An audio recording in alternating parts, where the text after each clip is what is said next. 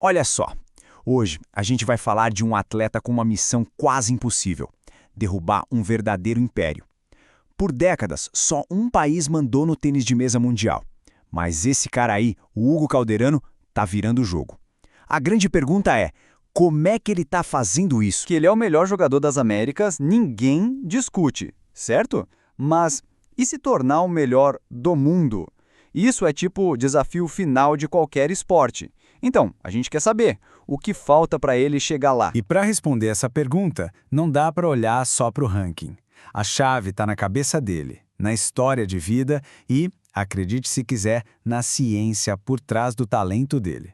Então, bora decifrar o que faz do Hugo Calderano esse fenômeno. Beleza, então. Para começar, vamos entender o que é o fenômeno Hugo Calderano. O que faz ele ser tão diferente? Como a gente vai ver, a resposta está tanto fora da mesa quanto dentro dela. Olha que interessante.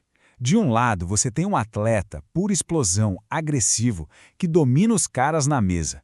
Mas do outro, tem um lado que quase ninguém conhece: o gênio analítico, o cara que resolve um cubo mágico em segundos.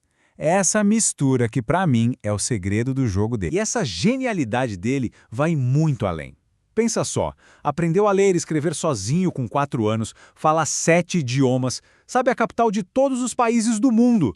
Mas isso não é só para impressionar, não. É que todo esse poder de processamento, essa capacidade mental absurda, é o que ele usa na mesa para reagir numa velocidade sobre-humana. O jogo é uma guerra mental. E ele, meu amigo, tá mais do que armado. Mas o Calderano não apareceu do nada, né? Ele é tipo o herdeiro de um legado, ele carrega uma tocha que foi acesa por outro Hugo, uma lenda do esporte brasileiro. A gente precisa entender essa conexão. Durante mais de 20 anos, se você falava de tênis de mesa no Brasil, você falava de Hugo Oyama. O cara foi o rosto do esporte. 10 ouros em Pan-Americanos, 6 Olimpíadas. Ele criou o padrão do que era ser um campeão e colocou o esporte no mapa, inspirando toda uma geração que vinha depois. E é aqui que a tocha é passada, de forma simbólica. O próprio Oyama, a lenda, diz qual é a grande diferença no Calderano. O cara não sente a pressão. Pelo contrário, ele adora. Pro Oyama, o Calderano não é só um sucessor, é uma evolução. E essa admiração é uma via de mão dupla. O Calderano sabe que ele não construiu isso sozinho. Ele está de pé nos ombros de gigantes, como ele mesmo diz. E é esse elo, essa ponte entre as gerações, que dá força para o sonho do Brasil chegar no topo do mundo. Ok, já falamos da mente, do legado, mas e a ciência? O que ela diz? Como é que ele consegue, na prática, transformar pressão em performance máxima? O próprio Calderano diz: "Eu sou um pressure lover." Cara, enquanto a maioria dos atletas trava sobre pressão, ele se alimenta disso. Ele encara o jogo como uma batalha mental, onde o objetivo é estar sempre um passo à frente. Mas não é só papo de força mental, não. Tem ciência por trás disso. E uma tese de mestrado super interessante da USP foi investigar exatamente isso: o que de fato separa os melhores dos melhores no tênis de mesa. E o que eles descobriram é de cair o queixo. Então, os pesquisadores da USP montaram esse laboratório incrível, com câmeras de altíssima velocidade, microfones super sensíveis, tudo para tentar decodificar como esses atletas de elite conseguem antecipar jogadas. E olha só que maluco o resultado. Só olhando, os jogadores acertavam o efeito da bolinha em 91% das vezes. O que já é incrível, mas quando eles podiam ouvir o som da bolinha batendo na raquete, a precisão pulava para mais de 96%. Aquele barulhinho sutil é uma informação crucial que os melhores usam para ganhar uma vantagem decisiva. E o que isso quer dizer na prática? Quer dizer isso aqui: 0,22 segundos. É o quanto mais rápido um jogador de elite reage quando ele usa a visão e a audição juntas. No esporte rápido como esse, essa fração de segundo é a diferença entre ganhar e perder o ponto. É tudo. Beleza. Agora que a gente já entendeu o gênio e a ciência por trás dele, vamos falar do maior obstáculo da carreira dele: a famosa hegemonia chinesa e o sistema super complexo do ranking mundial. Sabe, a grande muralha da China no tênis de mesa não é só uma expressão, é real. Eles dominam o esporte há gerações. Mas aí, em 2025, o Calderano fez o que parecia impossível. Ele não venceu só um chinês top. Ele venceu o número 3 do mundo, depois o número 2 e depois o número 1, um atrás do outro, para ganhar a Copa do Mundo. Ele provou que a muralha, sim, pode ser derrubado. Só que aí você olha para o ranking mundial e a história é outra. O terceiro lugar do Calderano já é histórico, mas olha a diferença de pontos para os líderes. São mais de 3.000 pontos. É muita coisa.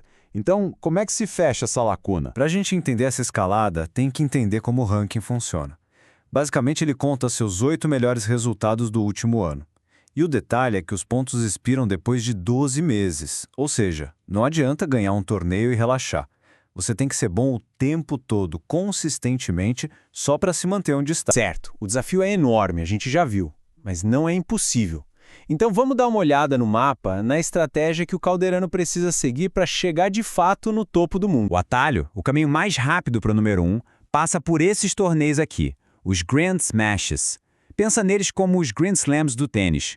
Ganhar um desses já te dá 2.000 pontos.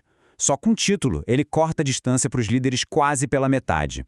É nesses palcos que a briga vai ser decidida. Então, como isso pode acontecer na prática?